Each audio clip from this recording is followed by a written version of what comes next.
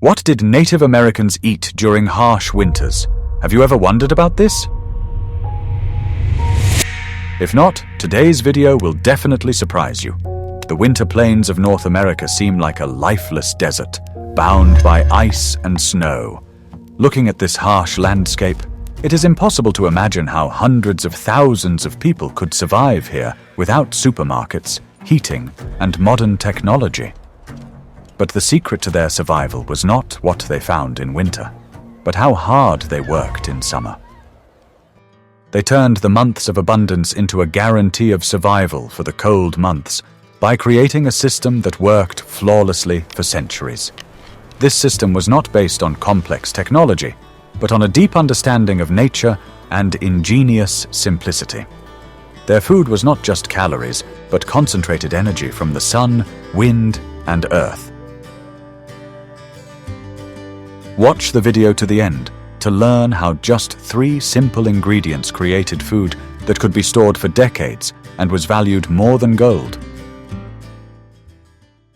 What if I told you that everything you believed about surviving the winter was wrong? The main principle of survival for indigenous peoples was not to search for food in winter, but to prepare it in advance. Winter was not a time for hunting, but a time for rest, storytelling, and repairing equipment, which was only possible thanks to full pantries. The entire life of the tribe during the warm months was devoted to one goal: preparing for the cold. This was not a panicked reaction to the approaching frost, but a calm, methodical, and well-organized process. Every member of the community, from the youngest to the oldest, knew their role in this great task. This philosophy required incredible foresight and discipline. People lived not by the day, but by the season, understanding that their winter lives depended directly on their summer efforts. They did not simply hope for the best, they systematically created the conditions for their well-being. At the heart of this planning was a deep knowledge of the cycles of nature. They knew when certain berries ripened, when animals gained the most fat, and when the driest winds blew, ideal for drying meat. This calendar, honed by centuries of observation, was their main guide to action. They perceived the abundance of summer not as a given, but as an opportunity that could not be missed. Every fruit picked, every animal hunted was not just food for today, but a brick in the foundation of winter security. Wastefulness was considered not just a bad habit, but a direct threat to the entire community.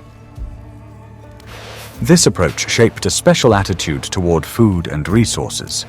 Food was sacred because it embodied the labor of dozens of people and the energy of nature itself. This respect permeated the entire process, from harvesting to storage and consumption. Psychologically, this created a sense of confidence and control over their destiny. They were not helpless victims of the elements, but active participants in a dialogue with them. They took what nature gave them and gratefully saved it for difficult times. Unlike the modern world, where we are accustomed to instant access to any product, their world required patience and hard work. They did not have the option of going to the store if their supplies ran out. Their store was the result of their own efforts throughout the year. This system was incredibly sustainable because it did not deplete resources but worked in harmony with them. They took only what they needed, allowing nature to recover. It was a strategy designed to last for countless generations to come. We are very interested to hear your point of view. Do you think modern people could prepare for difficulties in the same methodical way, or are we too accustomed to having everything available immediately? Write about it in the comments, and don't forget to subscribe to our channel. Are you ready to learn the truth about what was the main treasure of the plains? For the tribes of the Great Plains, such as the Lakota, Cheyenne, and Comanche, the buffalo was the foundation of everything. These huge animals provided them with almost everything they needed to live, from food and clothing to shelter and tools. The summer and fall bison hunts were the most important events of the year. It was not just a matter of obtaining food, but a complex, risky, and coordinated operation.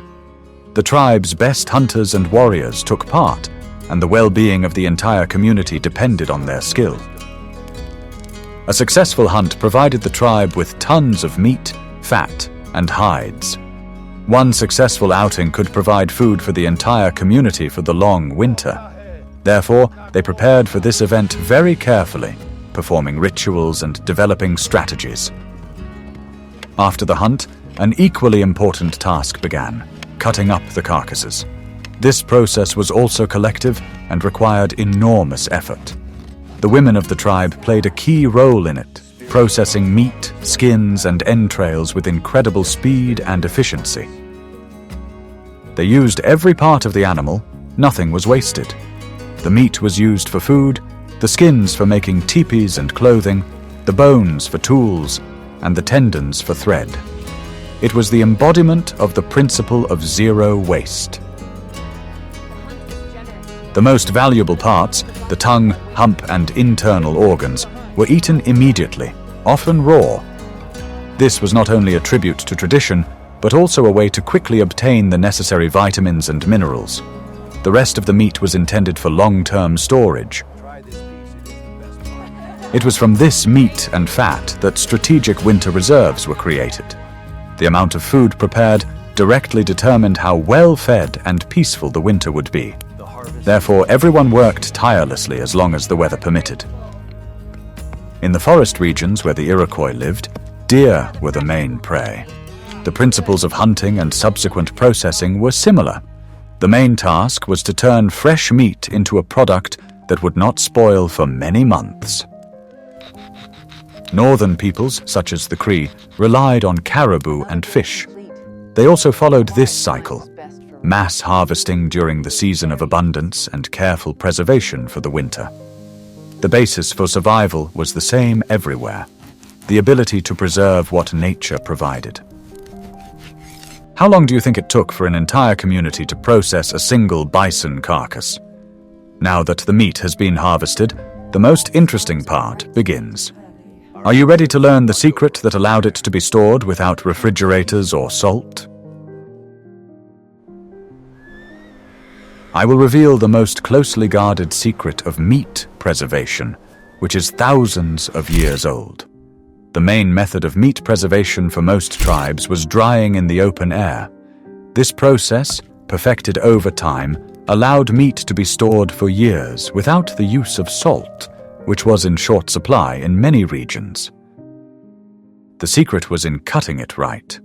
Women cut bison or deer meat into very thin, almost transparent slices. This was done along the muscle fibers, which sped up the drying process. These long strips of meat were hung on special wooden racks or simply on ropes. It was important that the pieces did not touch each other and were well ventilated on all sides. For this purpose, open, sunny, and windy places were chosen. The main preservatives were the sun and wind. The hot sun of the plains and the constant dry wind quickly removed moisture from the meat. This process took only a few days and was much more effective than smoking, which was more common in more humid forest areas. Sometimes a small smoky fire was lit under the grates. Its purpose was not to smoke the meat, but to drive away insects. The smoke created a protective barrier, preventing flies from landing on the drying slices. The result was a product that we would today call jerky. It was very light, hard, and contained almost no moisture. In this form, the meat could be stored for a very long time without spoiling and took up much less space than fresh meat. This dried meat, known as wasna among the Sioux tribes, was the basis of the winter diet. It could be eaten dry, like chips, or soaked in water to make soups and stews. It was a versatile and nutritious semi-finished product. This method required a deep understanding of the weather. Women knew exactly when the dry winds would come and tried to do most of the drying during that time. Rain could ruin the whole batch, so they kept a close eye on the sky. Surprisingly, this simple and natural method of preservation retained most of the protein and nutrients in the meat. It was a healthy and high-calorie food, ideal for harsh winter conditions. This technology, which is thousands of years old, remains one of the most effective today. Every piece of such meat was the result of painstaking labor and ancient knowledge. It was not just food, but concentrated energy of summer, preserved for the long winter. It was this art that allowed entire peoples to thrive where others saw only desert. What I am about to show you was not just food, but a veritable winter pharmacy. Parallel to the preparation of meat, there was an equally important process, the gathering and preservation of wild berries and fruits. This was a critically important addition to the meat diet, a source of vitamins and minerals. Women and young members of the tribe spent weeks harvesting. They knew perfectly well where and when certain berries ripened. The most valuable berries in the plains were wild cherries, bird cherry, urga, and bullberry, shepherdia. The harvesting process was laborious but joyful. People gathered in large groups, turning work into socializing. The harvested berries were brought to the camp in large baskets or leather bags. The main method of preserving berries was also drying. They were spread out in a thin layer on skins or mats under the scorching sun. Within a few days, the berries lost moisture and turned into something resembling raisins. Some berries, especially wild cherries, were used to make dense briquettes. The berries were crushed together with the pits, which contained nutritious oils and formed into flat cakes. These flat cakes were then dried in the sun until they became hard. These berry briquettes were a real concentrate of flavor, energy, and vitamins. They could be eaten as a treat or added to meat dishes. One such briquette could sustain a traveler's strength for a whole day.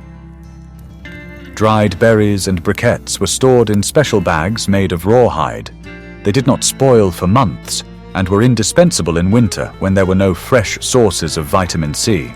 It was the best prevention against scurvy and other diseases caused by vitamin deficiency. In forest regions, the range was even wider. There, they gathered cranberries, blueberries, wild grapes, and nuts. The principles of harvesting were the same: dry and preserve for the winter. For the Iroquois, in addition to berries, apples, and other garden crops played an important role. They also dried them, cutting them into thin slices. This allowed them to diversify their winter table and enrich it with nutrients. What fruit do you think was most valuable to the inhabitants of the Great Plains? In the next chapter, we will see how these two streams, meat and berries, merge together to create a true superfood of antiquity. Pemmican was the pinnacle of Native American survival cuisine. It was not just a mixture of foods, but a perfectly balanced, high-calorie, and virtually eternal food. It was pemmican that allowed hunters and warriors to make long journeys without burdening themselves with large amounts of provisions. The process of making pemmican was a sacred ritual led by experienced women. The first step was to grind the dried meat.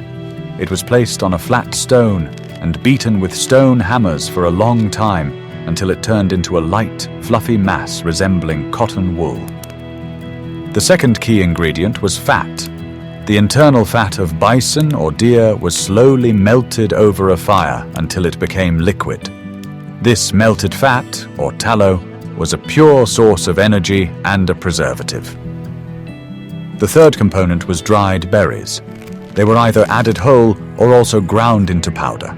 The berries not only added flavor and sweetness, but also enriched the pemmican with vitamins and antioxidants that prevented the fat from oxidizing. Next, all three ingredients were mixed in a large skin bag. The meat and berry powder was poured over with hot, melted fat and thoroughly mixed. The fat saturated every piece, displacing air and creating an anaerobic environment.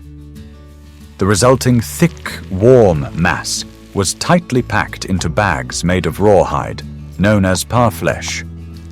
As it cooled, the fat solidified, turning the contents of the bag into a solid, monolithic briquette.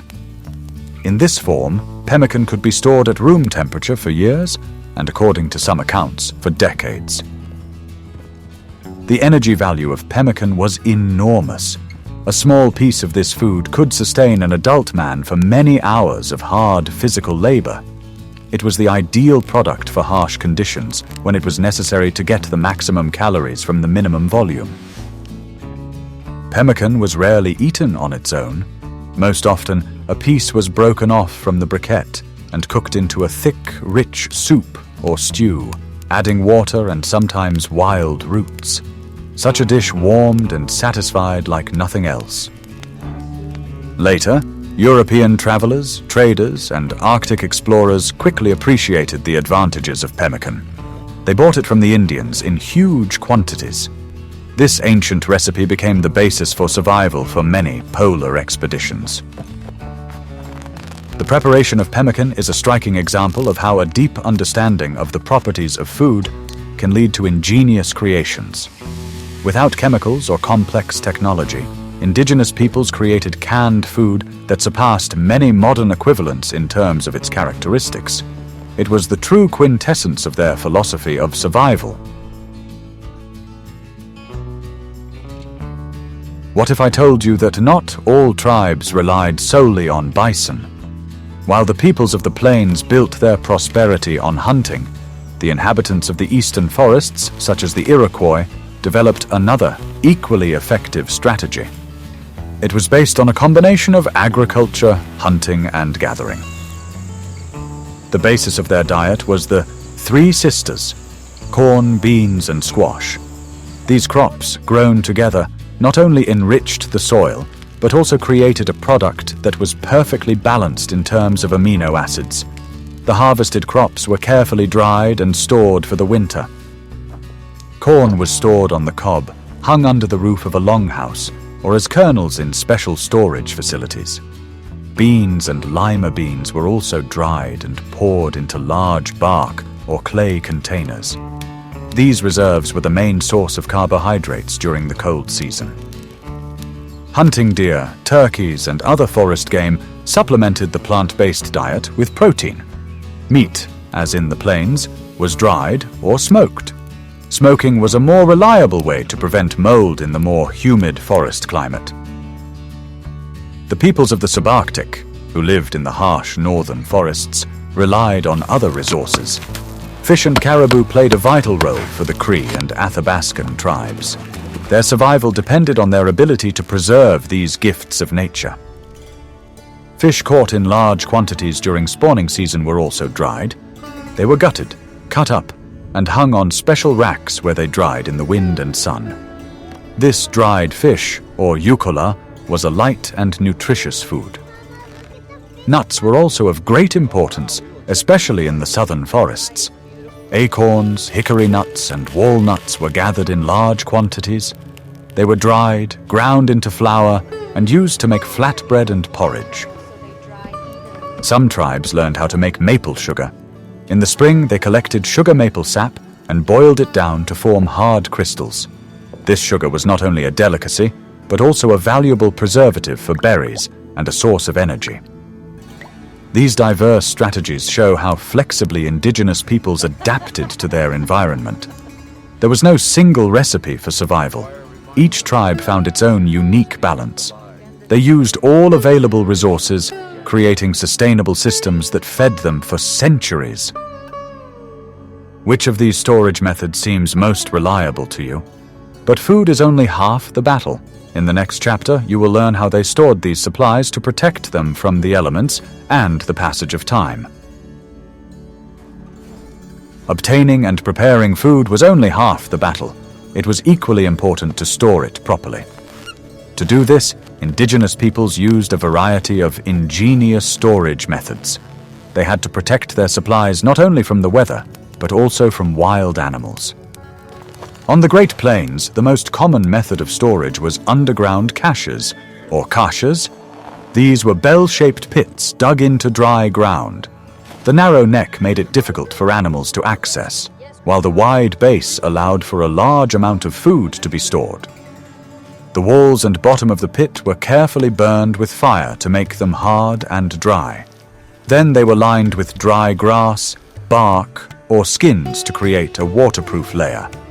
Bags of meat, pemmican, and berries were placed in this prepared cellar. The hiding place was covered with a layer of sticks, skins, and turf. The location was camouflaged so that it could not be found by outsiders. Each family had several such hiding places located in secret locations known only to them. Such an underground storage facility maintained a stable, low temperature and protected food from light and moisture.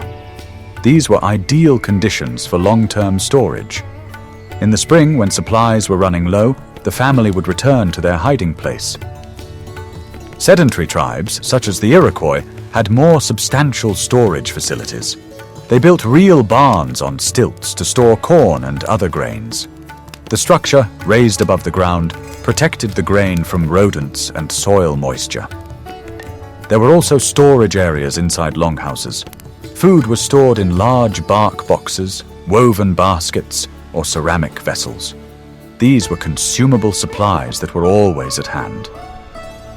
Pemmican on the plains was stored in special painted bags made of rawhide, parfleche. The tough leather reliably protected the contents from moisture and damage. In addition, the elegant appearance of these bags made them a source of pride for their owners. With the onset of winter, the nomadic tribes of the plains moved to river valleys sheltered from the winds. There they set up their winter camps, consisting of dozens of teepees. Life slowed down, and the main occupation became keeping warm and conserving stored supplies. Supplies of pemmican, dried meat, and berries were stored directly in the teepee. They were placed in special leather bags and pouches along the walls of the dwelling. The cold weather helped to preserve them, turning the teepee itself into a large natural refrigerator. The basis of the daily diet was stew or thick soup, which was cooked on a hearth in the center of the teepee. A piece of pemmican or dried meat was placed in a pot of water. Dried berries and sometimes roots were added. This hot, fatty, and nutritious food was ideal for warming up and providing energy. The distribution of food was a strictly social process. Hunters who obtained meat were obliged to share it with other members of the community, especially the elderly and widows. No one was to go hungry while their neighbor had food. This principle of mutual aid was the basis of survival. The success or failure of one family affected the entire community. Therefore, supplies were seen as a common resource that had to be managed wisely. Winter was a time for stories passed down from generation to generation around the fire. The elderly told the young myths, legends, and instructive stories about the rules of life. These stories conveyed not only cultural values, but also practical knowledge about survival. Men repaired weapons and made arrows and tools. Women sewed and mended clothes and embroidered skins with beads. Winter was a time for the painstaking work that there was no time for during the busy summer months. Even with the most careful planning, unforeseen circumstances arose. A winter that was too long or too harsh could deplete even the largest reserves. During such periods, indigenous peoples had to resort to emergency measures. When the main supplies were running low, reserve foods were used. One such food was flour made from dried wild roots, such as meadow turnips. These roots were collected in the summer and stored for emergencies. Men went on winter hunts, which were much more difficult and dangerous than summer hunts. It was difficult to move through deep snow, and the animals were skittish and cautious. Often they had to settle for small game. In the most desperate times, people resorted to things that were not normally considered food. The inner layer of the bark of some trees, such as pine, could be scraped off and boiled. It was meager, but still food that allowed them to hold out a little longer. Some types of lichens and mosses were also eaten after prolonged boiling. This knowledge about hunger food was passed down from generation to generation in case of emergencies. It was a kind of sacred reserve of knowledge. Social mechanisms worked at their limits during such periods. Families who still had reserves shared their last with those who had already run out. Only by working together could they survive. These hungry months were a harsh but effective teacher. They honed survival skills and strengthened bonds within the community. Having survived such a winter, people appreciated the arrival of spring and the return of abundance even more. The indigenous people's food system was not just a means of survival, but a perfectly balanced diet. It had been refined over thousands of years of evolution and was ideally suited to their lifestyle and environment. Modern science only confirms the wisdom of their choices. A diet based on lean meat, fish, berries, and roots was rich in protein, vitamins, and minerals. At the same time, it was low in sugar and simple carbohydrates. This protected people from many diseases of civilization, such as diabetes and obesity. Eating not only muscle meat but also animal organs provided them with a complete set of essential nutrients. Liver, heart, and kidneys were sources of iron, B vitamins, and fat-soluble vitamins A and D. This nose-to-tail principle is the basis of healthy eating. From a nutritional point of view, pemmican is practically the perfect food. The combination of protein, healthy fats, and carbohydrates from berries provided a long-lasting feeling of fullness and a stable energy level. It was food that nourished, not just filled the stomach. Knowledge of edible and medicinal plants was a huge part of their heritage. They knew which berries helped with colds and which roots helped with stomach upset. Their food was both nourishment and medicine. Unfortunately, with the arrival of Europeans and the transition to reservation life, this system was destroyed. Traditional foods were replaced by flour, sugar, and canned goods, cheap and unhealthy products. This had disastrous consequences for the health of indigenous peoples. We can see that the survival of Native Americans during harsh winters was not the result of a miracle, but of an ingenious system. It combined a deep knowledge of nature, hard work, and strong social ties. They did not simply wait out the winter, they lived through it, thanks to the wisdom accumulated by their ancestors. From the art of cutting meat to the creation of eternal food, pemmican, every step in their system was thought out and refined. This is a story of incredible human adaptability and the ability to turn nature's challenges into opportunities. It teaches us that true wealth is not gold, but knowledge and the ability to use it. Please suggest topics for future videos that you would like to see on our channel in the comments. And don't forget to subscribe so you don't miss new episodes.